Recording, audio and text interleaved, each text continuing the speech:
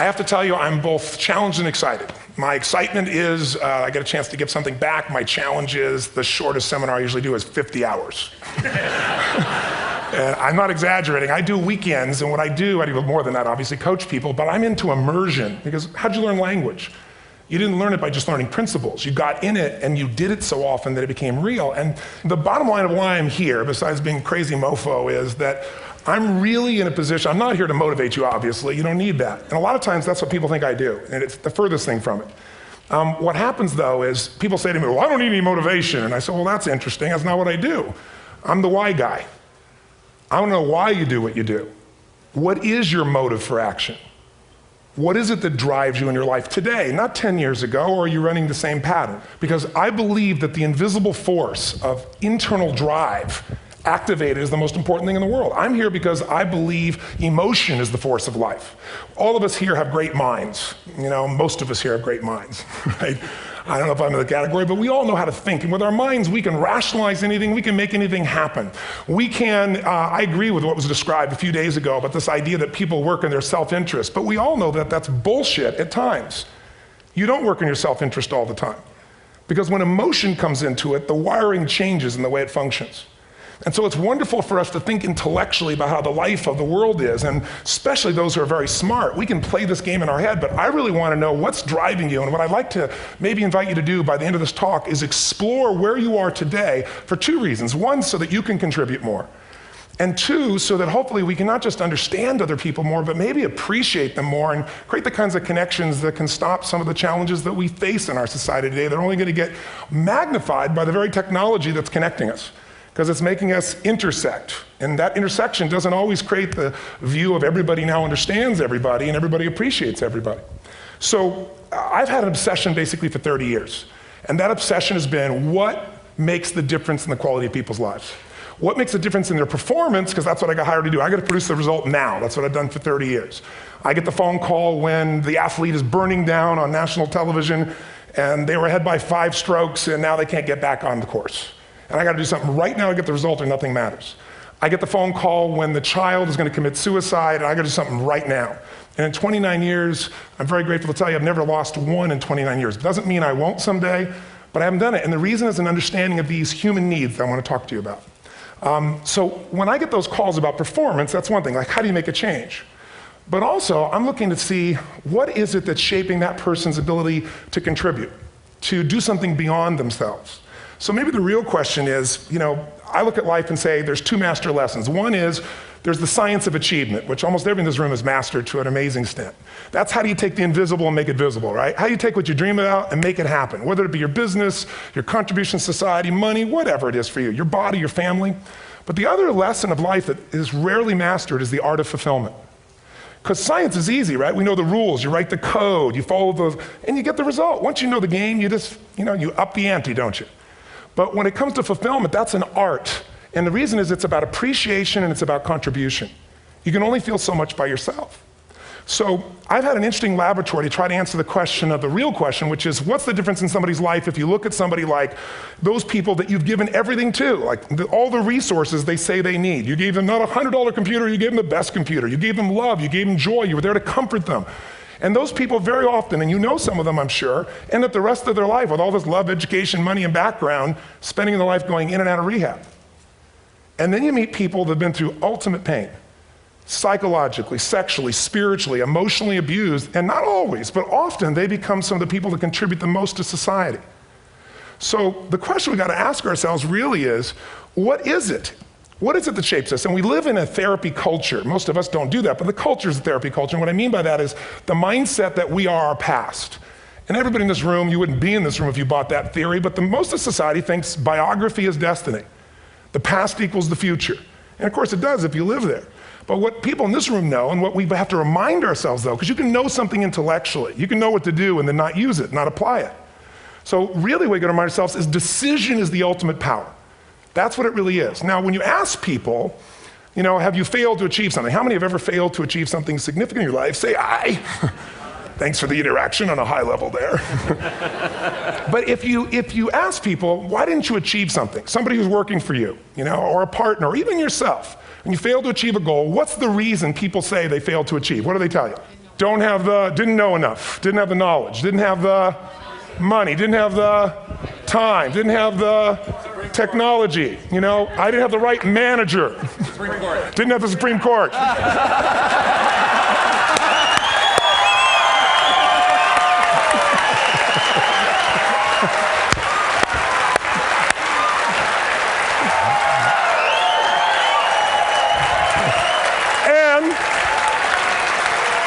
And what do all those, including the Supreme Court, have in common? They are a claim to you missing resources. And they may be accurate. You may not have the money. You may not have the Supreme Court. But that is not the defining factor.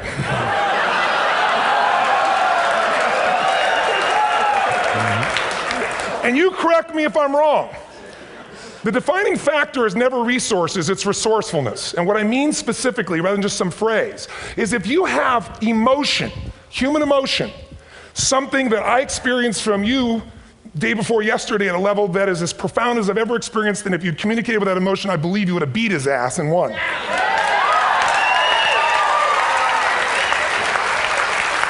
But how easy for me to tell him what he should do. Idiot, Robbins. But I know when we watched a debate at that time, there were emotions that blocked people's ability to get this man's intellect and capacity and the way they came across to some people in that day. Because I know people that wanted to vote in your direction and didn't, and I was upset.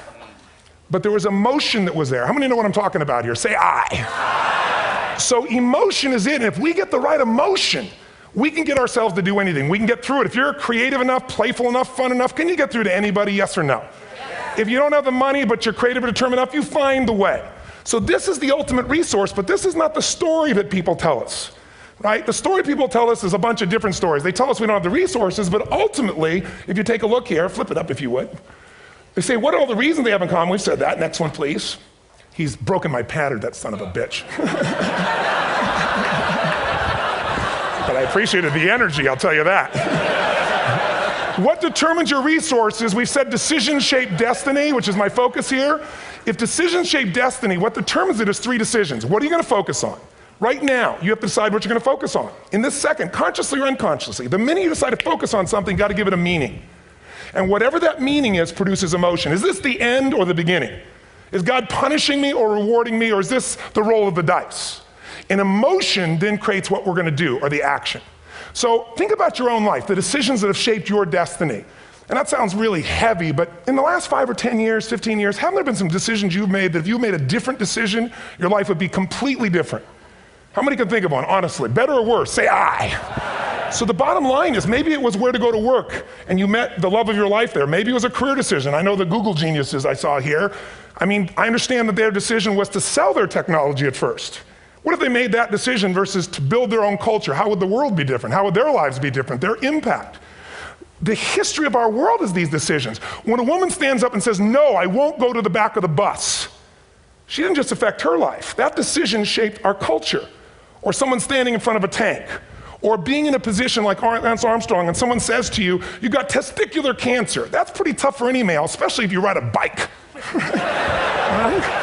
You got it in your brain, you got it in your lungs. But what was his decision of what to focus on? Different than most people. What did it mean? It wasn't the end, it was the beginning. What am I going to do? He goes off and wins 7 championships he never won once before the cancer because he got emotional fitness, psychological strength. That's the difference in human beings that I've seen of the 3 million I've been around. Because that's what my lab. I've had 3 million people from 80 different countries that I've had a chance to interact with over the last 29 years. And after a while, patterns become obvious. You see that South America and Africa may be connected in a certain way, right? Other people say, oh, that sounds ridiculous. It's simple. So what shaped Lance, what shapes you? 2 invisible forces, very quickly. 1, state. We all have had times. Have you had a time you did something and after you did it, you thought to yourself, I can't believe I said that. I can't believe I did that. It was so stupid. Who's been there? Say aye. Have you ever done something after you do it, you go, that was me. Right? It wasn't your ability, it was your state. Your model of the world is what shapes you long term. Your model of the world is the filter. That's what's shaping us. That's what makes people make decisions. When we want to influence somebody, we got to know what already influences them.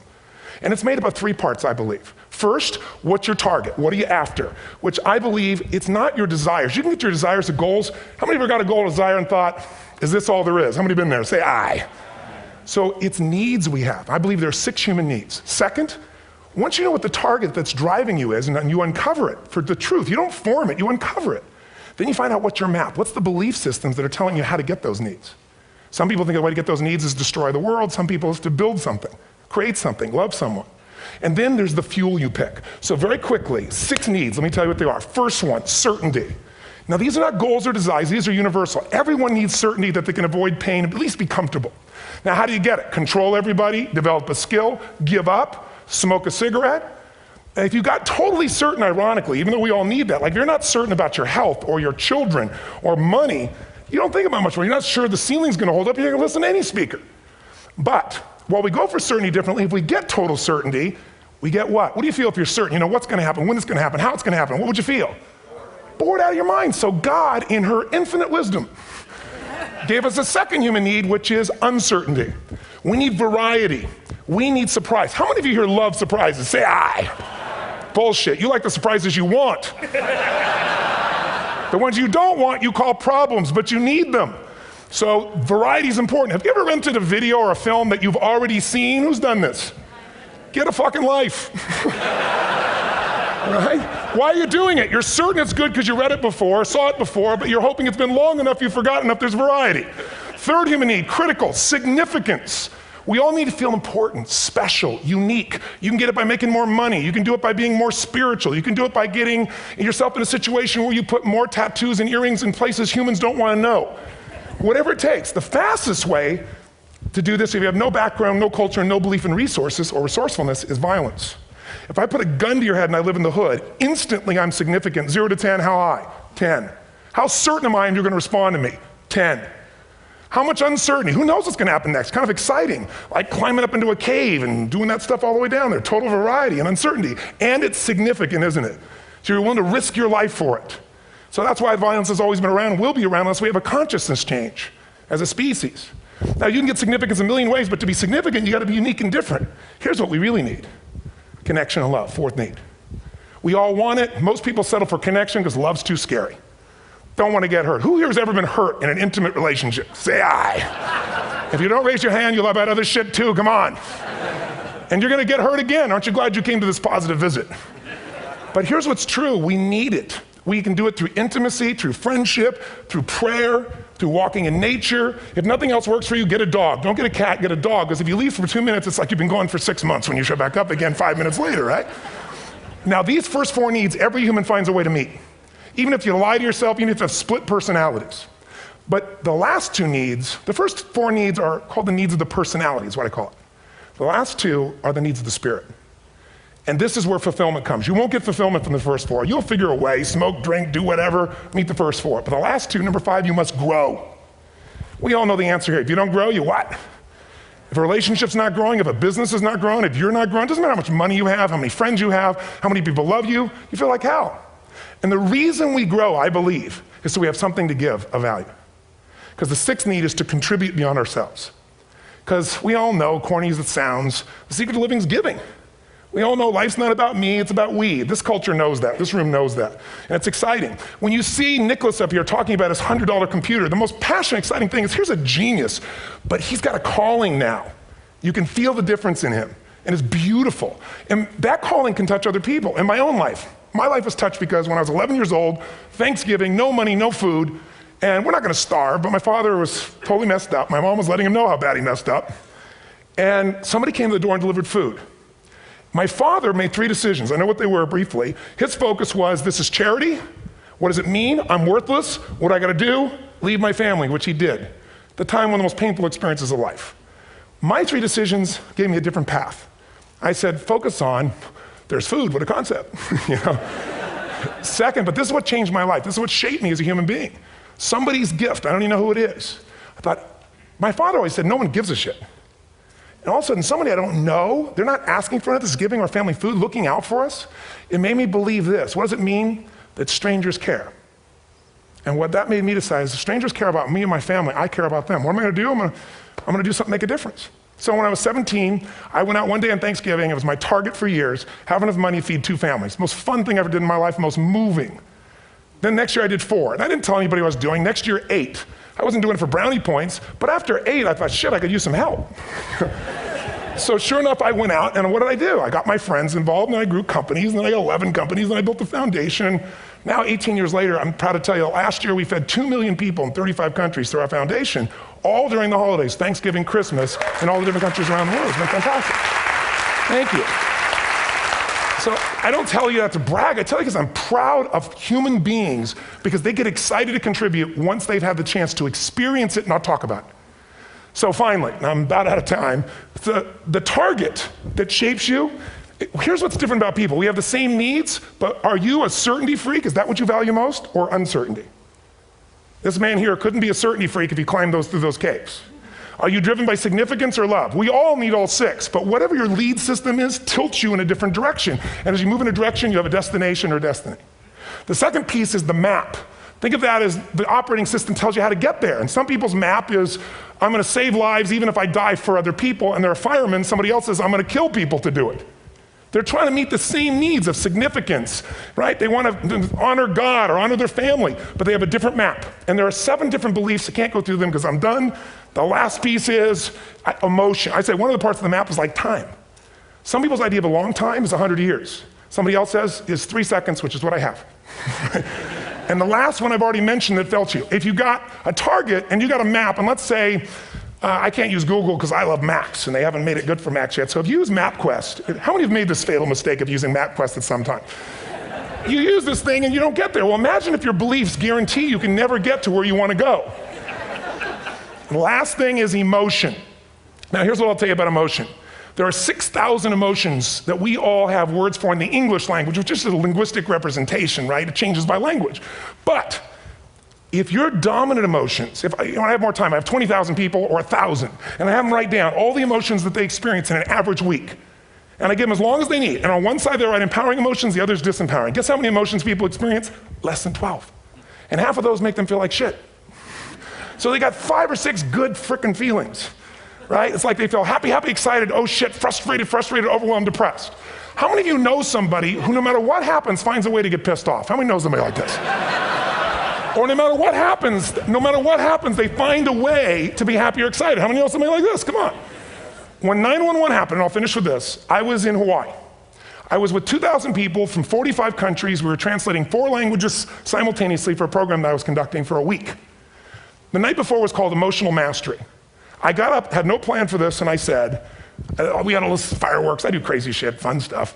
And then at the end I stopped, and I had this plan I was gonna say, but I never do what I'm gonna say. And all of a sudden I said, when do people really start to live? When they face death. And then I went through this whole thing about if you were gonna get off this island, if 9 days from now you were gonna die, who would you call, what would you say, what would you do? One woman, well that night is when 9/11 happened. One woman had come to the seminar, and when she came there, her previous boyfriend had been kidnapped and murdered. Her friend, or her new boyfriend, wanted to marry her, and she said no. He said, if you leave and go to that Hawaii thing, it's over with us. She said it's over. When I finished that night, she called him and left a message, true story, at the top of the World Trade Center where he worked, saying, honey, I love you. I just want you to know, I want to marry you. It was stupid of me. She was asleep, because it was 3 a.m. for us, when he called her back from the top and said, honey, I can't tell you what this means. He said, I don't know how to tell you this, but you give me the greatest gift, because I'm going to die. And she played the recording for us in the room. She was on Larry King later. And he said, you're probably wondering how on earth this could happen to you twice. And he said, all I can say to you is, this must be God's message to you, honey. From now on, every day, give your all, love your all. Don't let anything ever stop you. She finishes, and a man stands up and he says, I'm from Pakistan, I'm a Muslim. I'd love to hold your hand and say I'm sorry, but frankly, this is retribution. I can't tell you the rest because I'm out of time.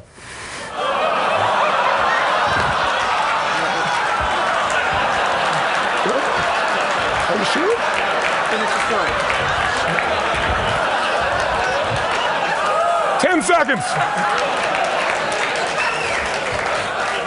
10 seconds, no, I want to be respectful. 10 seconds, all I can tell you is I brought this man on stage with a man from New York who worked in the World Trade Center, because I had about 200 New Yorkers there. More than 50 lost their entire companies, their friends, marking off their Palm Pilots, one financial trader, this woman made of steel, bawling, 30 friends crossing off that all died. And what I did to people is said, what are we going to focus on? What does this mean, and what are we going to do? And I took the group and got people to focus on, if you didn't lose somebody today, your focus is going to be how to serve somebody else. There are people, one woman got up and she was so angry and screaming and yelling. She wasn't from New York, she's not an American, she doesn't know anybody here. I said, you always get angry. She said, yes. Guilty people got guilty, sad people got sad. And I took these two men and did what I call an indirect negotiation. Jewish man with family in the occupied territory, from New York, who would have died if he was at work that day. And this man who wanted to be a terrorist, and made it very clear. And the integration that happened is on a film, which I'll be happy to send you, so you can really see what actually happened instead of my verbalization of it. But the two of them not only came together and changed their beliefs and models of the world, but they worked together to bring, for almost 4 years now, to various mosques and synagogues, the idea of how to create peace. And he wrote a book, which is called My Jihad, My Way of Peace. So transformation can happen. So my invitation to you is this. Explore your web, the web in here. The needs, the beliefs, the emotions that are controlling you, for two reasons. So there's more of you to give. Achieve too, we all want to do it, but I mean give, because that's what's going to fill you up. And secondly, so you can appreciate, not just understand, that's intellectual, that's mind, but appreciate what's driving other people. It's the only way our world's going to change. God bless you, thank you, I hope this was